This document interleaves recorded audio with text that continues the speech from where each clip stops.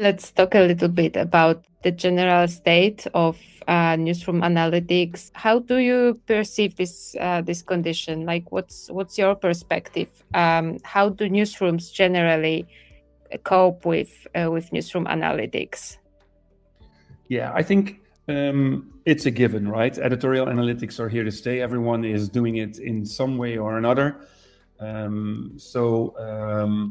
Yeah, and we're trying to do it differently. We, as I said, dashboards only help to a certain level. You see that people want something else, right? We're entering a new phase, so there is more of a maturity in the industry, and people come to us because they want to be supported with their decision making, and they really get the notifications part, the actionability that makes smartocto stand out from many other editorial analytics. Feels like like a sales pitch, but it's not.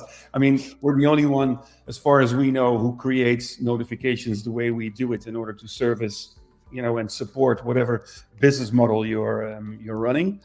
And this is also what we see, right? Your question, right? What's the condition of newsroom analytics?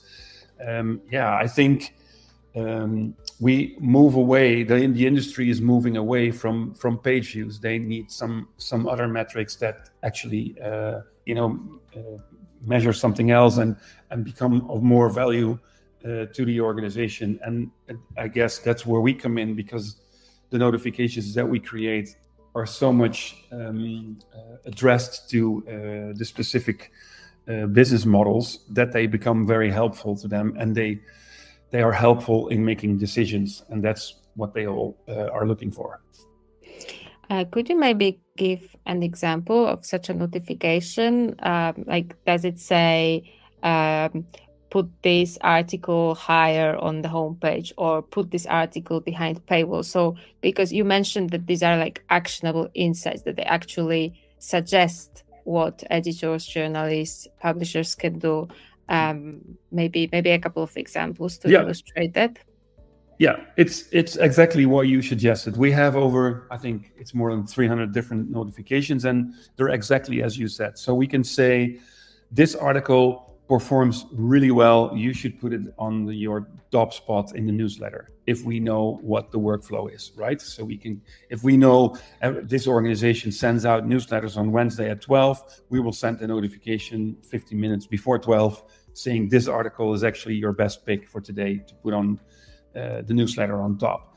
But we can suggest to do headline testing, or we will in the very near future, we will launch the latest feature where we will suggest to do an A/B test on images, for example, on your homepage.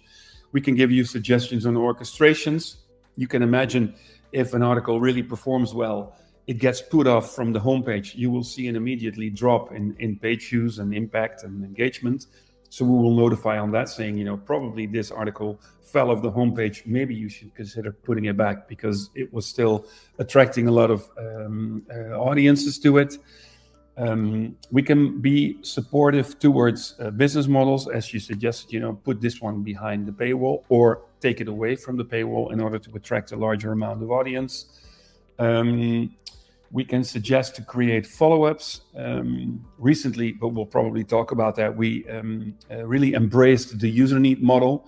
We have a lot of user need related notifications saying you should write more inspire me stories for your economic section, for example. It can go all over. We can even make it on section level, or maybe even on author level, saying this person, so Joanna really writes great human interest stories that contribute to your conversion strategy.